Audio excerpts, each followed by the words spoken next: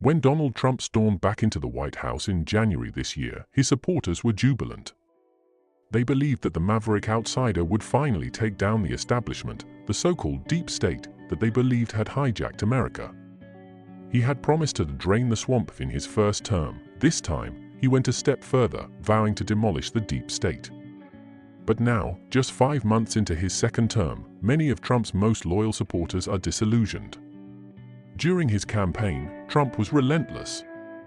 He painted the deep state as a shadowy cabal of bureaucrats, lobbyists, and intelligence officials manipulating policy behind the scenes.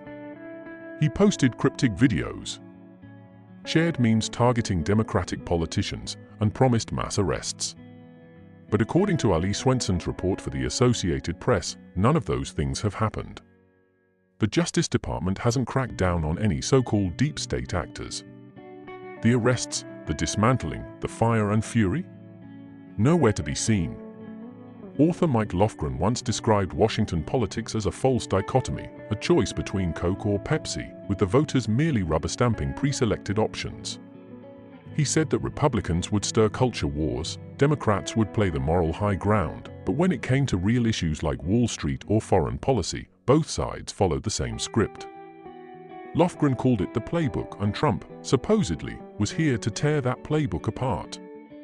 He promised to challenge the fixed match between Republicans and Democrats, to lift the curtain on how power actually works in Washington. But 5 months in, who really is Donald Trump today? His allies have changed, so have his priorities. His most trusted ally, Elon Musk, is no longer in his inner circle.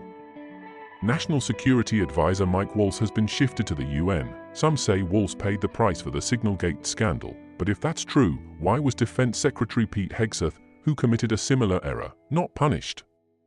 Waltz was a vocal supporter of closer US-India ties. He saw China and Pakistan as global threats. Under the Trump of yesteryear, this worldview would have flourished, but post-January 20, that Trump is gone. Trump's second term began with fanfare, but his early actions suggest a sharp deviation from his anti-establishment rhetoric.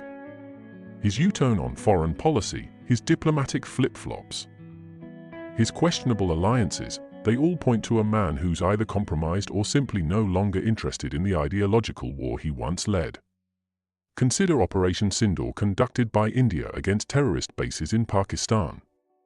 After the gruesome Pahalgam killings, India launched a swift, precision strike to make Pakistan accountable. It was a moment for global clarity. And Trump? He downplayed it. Rather than support India or isolate a state sponsor of terror, he called for diplomacy.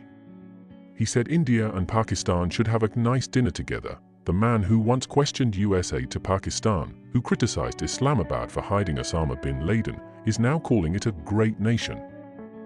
Worse, he invited Pakistan's army chief, General Asim Munir, to a lunch date in the White House.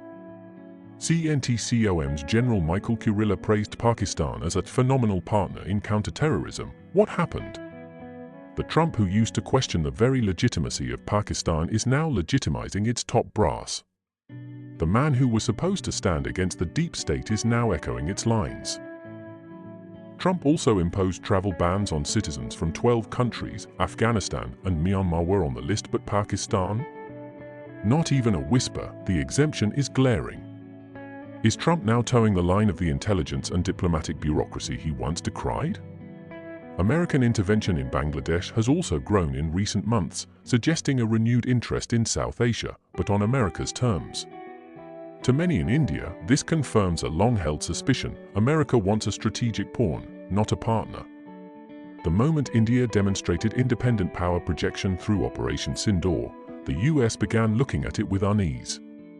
Trump's sudden outreach to China fits this pattern, when the US saw India succeeding independently. It changed course. When Beijing seemed on the back foot, Trump stepped in Nixon style to reset the balance. This isn't geopolitical chess, it's self-sabotage. The deep state that feared the rise of India now finds a willing partner in Trump. The missed opportunity is enormous. Trump could have realigned US priorities to support an emerging ally in India.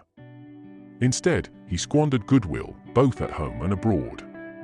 Disillusionment in America will shape the 2026 midterms, but global displeasure that will have long-term consequences. Trump has become the antithesis of his former self. He attacked the woke ideology at home, but courts the same petrodollars from the Gulf that fund American campus radicalism. He decried Islamism but fumbled the chance to bottle the jihadist genie when India acted. He mocked American academia, but is now dependent on the same institutions for legitimacy. The message to India is clear: you are alone in this global game.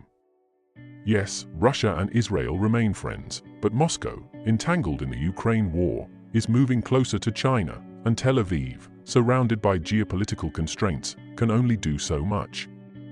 The silver lining: India doesn't need a savior, it has the tools to weather this betrayal. Self-reliance isn't just a slogan for India, it's a roadmap.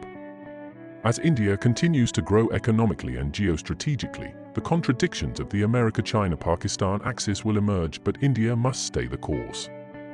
The irony of history will be brutal. The Americans, on that day, will look back and rue this moment, when Donald Trump had the chance to both empower India and ensure America ended up on the right side of history. But instead, he chose to embrace the deep state he once vowed to destroy. Is this the end of the anti-establishment dream for Americans? Let us know what you think in comments.